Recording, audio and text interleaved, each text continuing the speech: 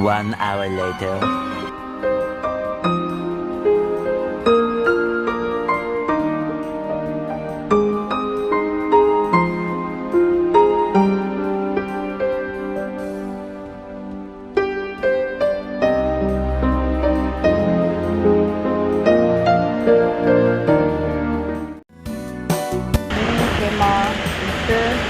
Saiz L.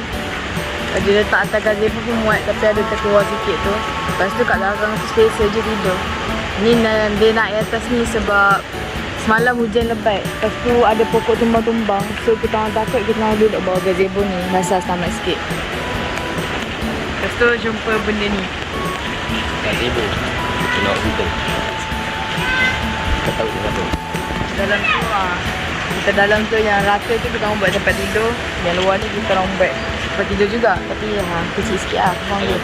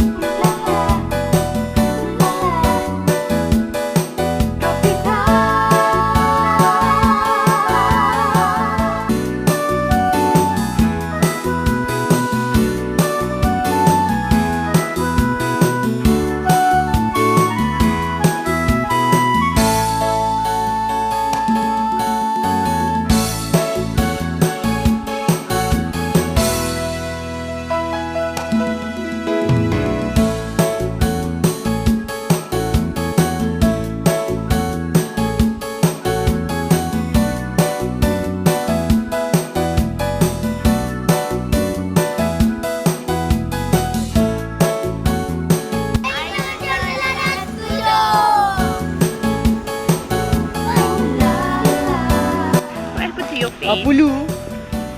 Tak belah.